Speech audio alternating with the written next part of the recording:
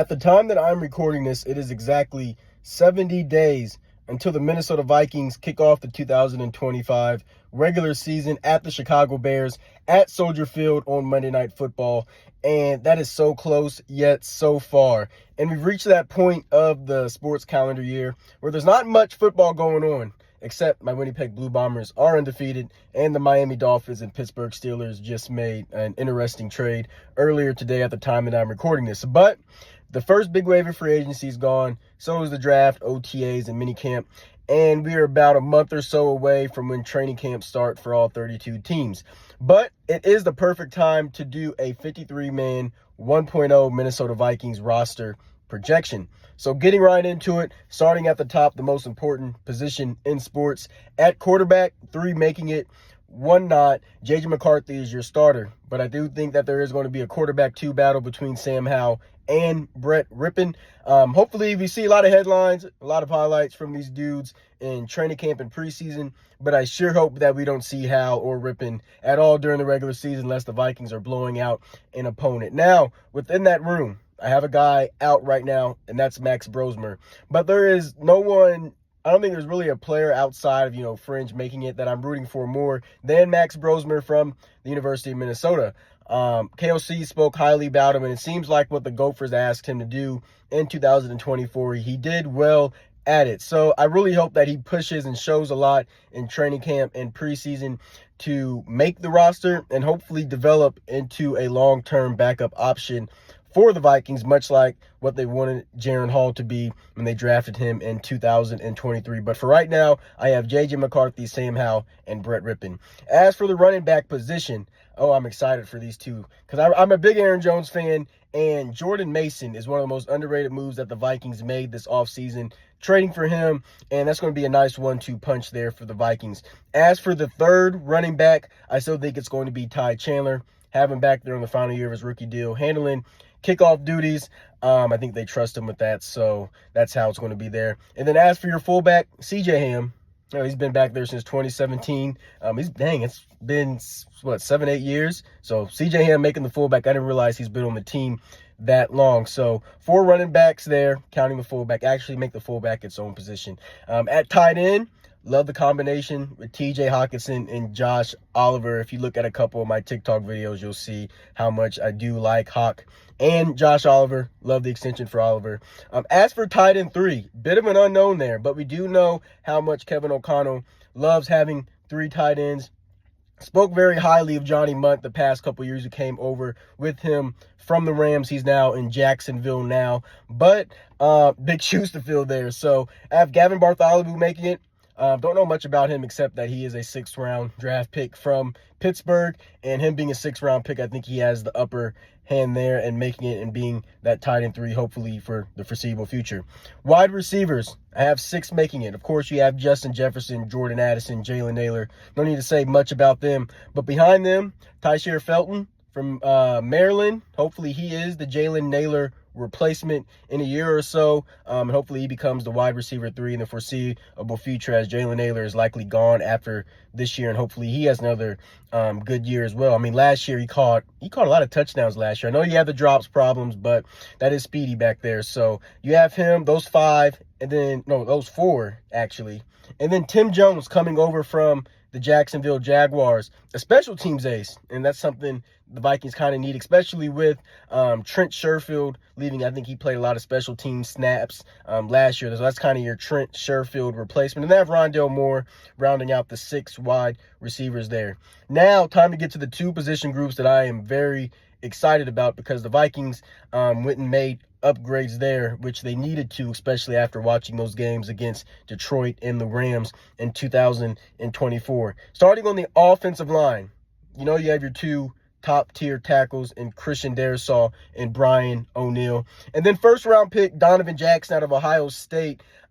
I think he was getting first-team reps in OTAs and minicamp, which is great to see that they already just gave him that number 1 position after the draft, and now he doesn't have to battle for it. So that's very promising there. Now, he's still a rookie, but a lot of high expectations for him, of course. And then you have the Minnesota Colts, Ryan Kelly and Will Fries. Fries coming off of injury, but performed well in 2024 until he broke his leg. And Ryan Kelly, I was actually surprised when the Vikings signed him this offseason. I thought they were going to roll with Garrett Bradbury for maybe one more year and draft a center, but that wasn't the case. They went ahead and said, no, we're going to upgrade here as well, and brought in Ryan Kelly, who's battled some injuries, but when he is healthy, he is one of the better centers in the National Football League. So that starting five for the Vikings offensive line, very, very promising on paper. If they can all stay healthy, man, that'll be great. For not only the pass game, but the running game as well. It's a nasty offensive line, I think, in my opinion. But the depth, I'm actually kind of high on too, because if Christian Darrisaw can't go in the first couple weeks of the regular season, Justin School performed well in a small sample size with the Tampa Bay Buccaneers in 5 starts in 2024. Blake Brandel, kind of polarizing because, it was his first year starting at guard a season ago, but he performed all right and was performing well playing next to Christian Darrisaw, but he is probably an average guard, and that's okay to have as a backup option. I think he was playing some right guard too, because Will Fries is still out at this point, so a good backup to have there. And he's on a very cheap contract as well. But then you have Michael Juergens and Walter Rouse, the last two I have making it, hopefully behind the scenes, that they're developing into a quality backup options there. So that's the offensive line, again, real high on it. Now let's flip to the other side of the ball, to the interior defensive line. And man, plugging Jonathan Allen and Javon Hargrave next to Harrison Phillips, a huge upgrade over Jerry Tillery and Jonathan Bullard. Even though Jonathan Bullard, he did play good last year against the run last year, but you have more of a pass rush presence with Allen and Hargrave there. And so this interior defensive line, much like the interior of the offensive line, received 2 major upgrades there. Those are your 3 starters. And then as backups, I'm a huge fan of Jalen Redmond. He shined at times last year, especially that Cardinals game. I really saw him like kind of flash there. So I have him making the roster along with Taki Tiamani and 5th round pick out of Georgia, Terrion Ingram Dawkins. We move to the linebacker room now.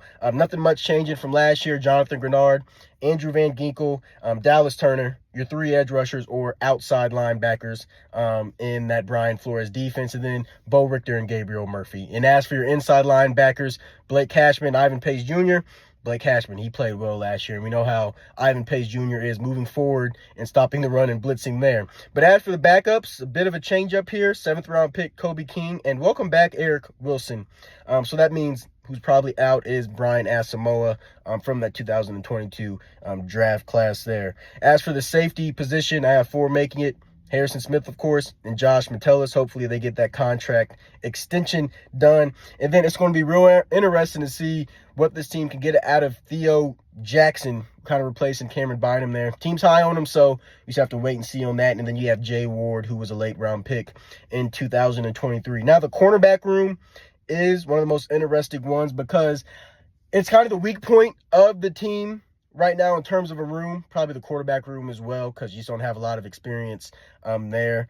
But in the cornerback room, it's not that you have guys that are bad. It's just unknowns. We know we have Byron Murphy Jr. back there, deserved the contract that he got, led the NFC in interceptions. But then you have Isaiah Rodgers. He performed well in a small sample size for Philadelphia, I believe, and Mekhi Blackmon as well, who was all right in his rookie year in 2023, but tore his ACL in 2024 and didn't get to play a snap in the regular season. So if those 2 play well, Rodgers and Blackmon, then it might be all right. But we just do not know. And there's still a lot of free agent corners out there on the market. But then I also have Jeff Okudah, Dwight McGlothern, and Zamiah Vaughn. Vaughn being an undrafted free agent that a lot of people have been talking about out of Utah. And then you have Okudah, who's bounced around, former top 5 pick, a lot of injuries. So we'll see if Brian Flores can get anything out of him. But the secondary, especially the cornerback room, is a bit of a question mark, a bit of a mystery. But right now I have 6 making it, and they could possibly add one here soon. But specialists, Will Reichert, Andrew DePaula, and Ryan Wright, nothing really changing there. So that's 25 on offense, 25 on defense, 3 on special teams, and that's how I have it looking right now here on, the time I'm recording this, the last day of June. I don't think there's a June 31st, but heading into July. So we'll do this again once the final cuts happen in, August, September. So excited for that. But man, missed the NFL a lot. But Skol.